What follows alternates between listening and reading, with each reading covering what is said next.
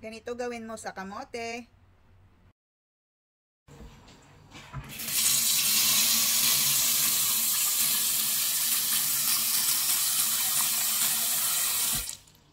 Yan guys, dapat over siya ng tubig. And pakulaan natin siya hanggang malambot. Kung nakasalang ang ating kamote, haluin na natin ang iba nating mga sangkap. Pwede tayo ng 1 cup na all-purpose flour. Pwede kayong gumamit ng bread flour. 1/3 cup na sugar. At syempre, i-adjust nyo yung asukal ayon sa, kung gaano katamis yung inyong mga kamote. 1 teaspoon na baking powder. 3 tablespoon na powdered milk. Kahit anong brand guys, kahit yung pinakamura, okay lang. Basta gatas. 1/4 teaspoon na asin. Haluin lang natin. Haluin, haluin.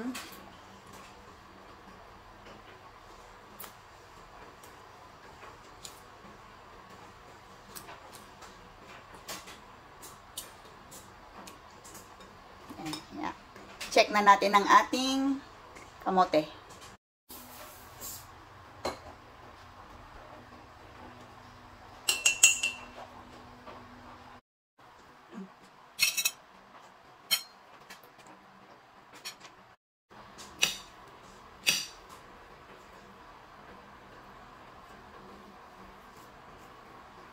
Ayan, i-mash lang natin siya guys. Kung meron kayong potato masher, mas mabilis.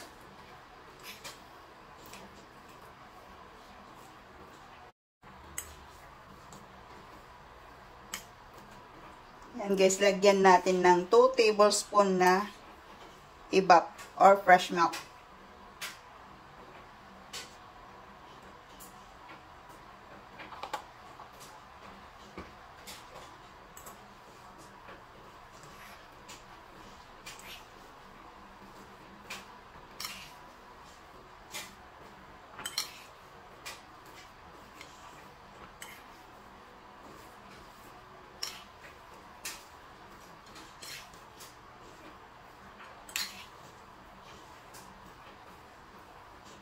Tsaka natin pagsamahin.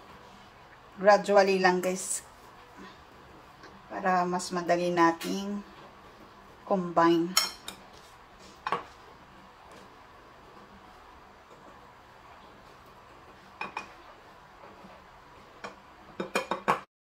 Guys, malinis tong aking kamay. Mahirapan tayo pag gagamit tayo ng gloves. Kaya kakamayin ko na. Kamayin ko na.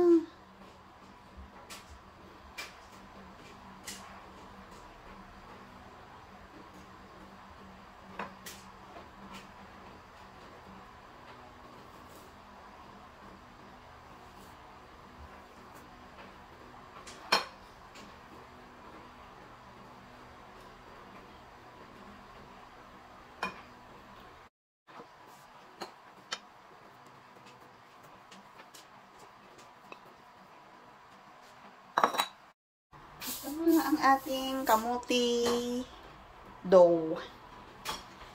Kailanganin natin ng itlog at breadcrumbs.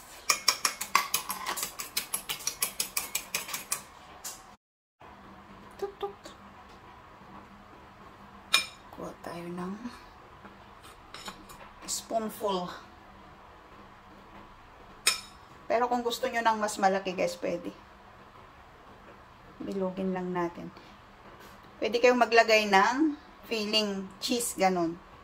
Pero, plain lang ang ating gagawin. Tusukin lang natin gitna niya.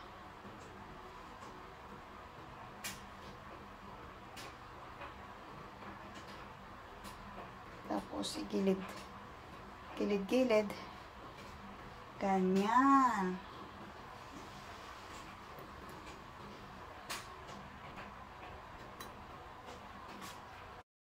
Guys, hindi pala madikit ang ating kamote donut.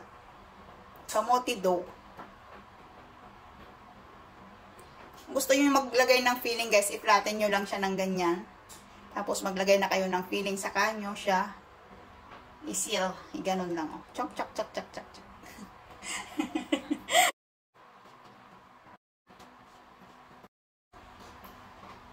Charan!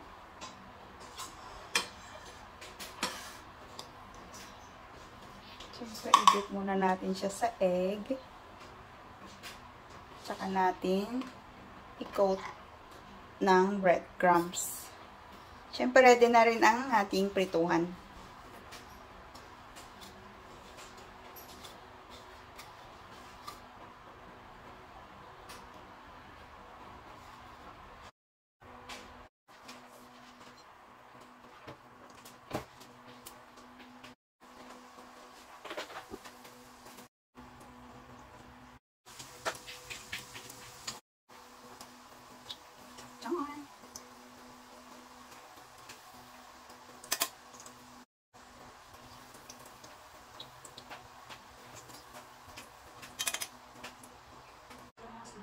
Ito na guys ang ating kamote donut. Wow! Nakagawa tayo ng 16 pieces. Diyan guys, in again, be positive, be happy, and spread love. See you again next time. Bye!